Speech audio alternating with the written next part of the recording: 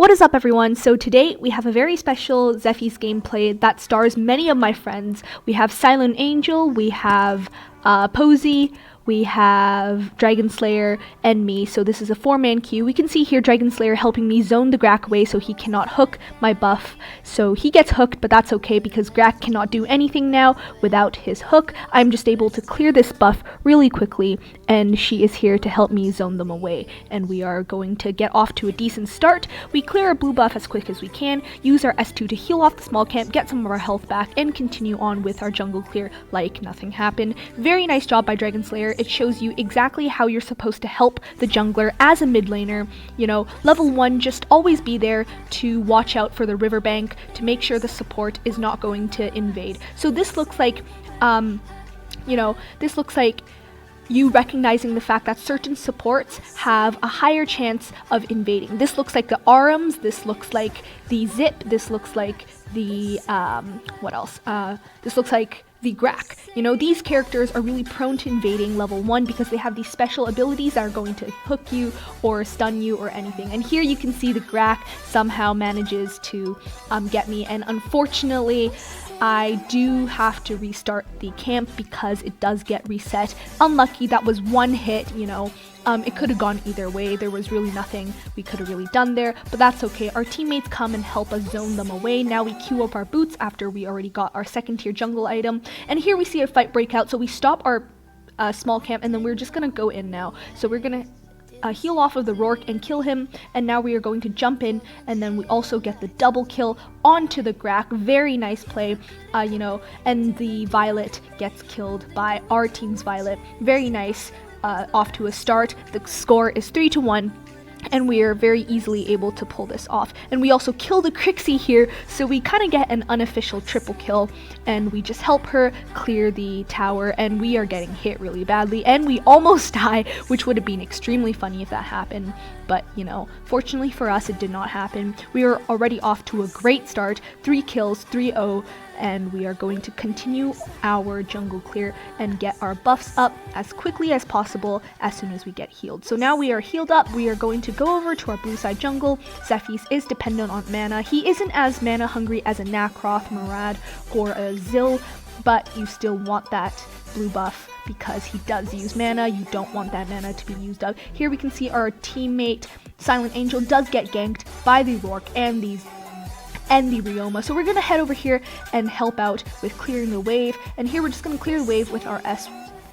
And then we are going to jump onto the Ryoma, seeing as he is getting hit by the tower, and also he overextends a bit even though he's already very low. Then we jump on him, kill him off with our S2. Very nice. The Rourke is here taking our tower, but we see Dragon Slayer expertly rotating up, and now we manage to get the assist onto the Rourke and keeping our tower alive even though it is at 1 HP. A 1 HP tower is still better than our tower falling down, so that was a very nice play, a very good 2-kill trade, and we also keep the tower, which is very nice. So as jungler, you know, as a Zephys, you can't be afraid to jump into fights because your passive does allow you to be very, very tanky. Here we wanted to help her and jump in, and fortunately we are safe because she managed to push them away, and we also had our support coming up here. So back to what I was saying, with a character like Zephys, you are a bruiser. You know, you have a lot of damage. Here we jump in to help our ADC, and then we jump out again, and we are going to attack the Rourke, and we manage to get the kill onto him, I believe. Anyways, back to what I was saying. As a Zephys, you have high damage, but you also need to realize the fact that you also have very high sustain due to the fact that your passive gives you this buff. As your health goes lower and lower, you become harder and harder to kill. So you're like a bruiser, you're a brawler, you know. You can stay in the fight and take a few hits. So you can't be afraid to jump in and know when to rotate and kind of square out with the enemy to know your limits, and then also, you know, rotate and help with clearing, help with taking objectives and all that stuff. This is why I think Zephys is really strong in the current meta right now. He's a very good counter for these high damage, you know, high damage assassins. Cricknack's still very strong. Murad, once again, strong now because he's getting those buffs to his S2 again. He's going to be very strong. You have your Lindis, who is also back in the meta due to the buff to her attack range on her S1. I believe. Oh wait, not S1. I am stupid. Her ultimate and her auto attacks are getting buffed, right? So, you know, he's a great pick, and the healing of his S2's buff really, really helps. So Zephys definitely a very strong pick in the current meta. So here we're just clearing, not a lot to talk about. So I'm just going to talk a little bit more about the current meta while you watch me clear. You didn't see that. I did not dash through the wall. That was embarrassing. But anyways, so current meta, a lot of high burst, high damage. You know, you got the Jokers, you have the Hayate, Kafni slightly back in the meta too. You know, you have your Lindis, you have your Yorn, you have the Murad who's coming back again. Like all these super high damage characters. And I just really think Zephys is a great pick. Oh, here we're going to leave and not initiate. We really should have jumped in there. We could have helped her, but you know, there was 3 of them. I did not want to risk it. It was better that if only one person dies. I think a little bit selfish of me there, but there's really nothing we can do. Okay, so yeah, just in a meta currently with so much damage. Here we try to knock up the Crixie, but it doesn't work. We dash back and then we heal off a little bit with our S2. Then we are going to jump back in. We get the Rourke, and then we are also going to jump onto that Grak and get the nice clean double kill. The Crixie survives with like 25% HP. We're just gonna heal off the wave a little bit, and then we are going to kind of just like push the tower and pressure the enemies. Here we should have just gone back to clearing and taking some small objectives, which we do now. So what I was saying, in the current meta, there's a lot of burst damage. So I think a character like Zephys, with his sustain, with his baity nature, you know, with being lower the health, the harder he is to kill, you know, you can bait people out. You have the CC, you have the healing, he's a jack of all trades, he has mobility. He's just a great hero, I think, honestly. Very underrated because he's not flashy. Here we take the blue buff. Or actually, we let the Illumia Dragon Slayer take the blue buff, which was probably the smarter choice there. So we continue on to the Abyssal Dragon and take the objective here. Not much to talk about. So anyways, yeah, current meta, he's a great counter a lot of the meta heroes. I think he is very meta himself, just underutilized since you had to purchase to get him. A lot of people overlook this. We failed to dash through the wall again, so embarrassing. Yeah. So, you know, Zephys, he's great. High damage if you start snowballing, and also high sustain. If you snowball with him, he becomes this unstoppable, tanky, yet damaging machine. Just crazy. They don't call him the Doom Spear for no reason.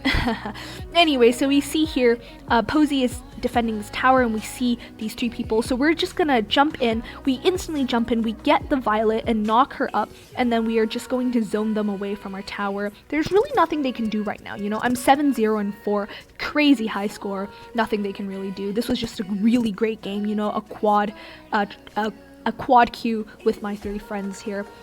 We know what we are doing. We just kind of are flowing, and we're just talking with each other over a voice chat during this game. You know, we're talking about everything. We know what's happening. So we see everything that's happening. I ping my Sage buff just to see when it's going to go up. I see a skirmish breaking down in the bot lane, so I want to go there and help out. So I see they're running away, so I'm actually going to wrap around and walk in the riverbed so I can kind of like go behind them. That was my original plan, but unfortunately they already left and the Grat got vision, so there's nothing really we can do. So we clear the vision bird, and then we're just gonna kind of like lounge around and clear the little minion here and just keep on going. I already have my Omni Arms up. That's gonna increase the damage of my S1's enhanced attack by so much. So always get Omni Arms on him just because it's such a strong item. Here we jump onto the Grak, they're isolated. We kill the Crixie with our S2, then the Grak also falls. Here we're just gonna take the small buff, and then we can see the Ryoma trying to screw over our Illumia Dragon Slayer, but that doesn't work. We jump onto them, and then someone finishes them off. Very nicely done. We are going to take this, and we're just going to keep on walking and keep on moving and keep on clearing objectives. Always, always, always. I know my Sage buff is going to come up very soon, immediately. You see, we timed it perfectly. I knew it was going to come up in 1 minute. That little exchange right there was exactly 1 minute. Now we're back. We are going to start clearing once more. We successfully dash through the wall this time and go on with our very quick jungle clear. You know, prioritize leveling S1. Any good Zephys knows that. It's pretty common knowledge. The enhanced auto attack after you hit that S1, after you dash with the S1, is so helpful. Very nice.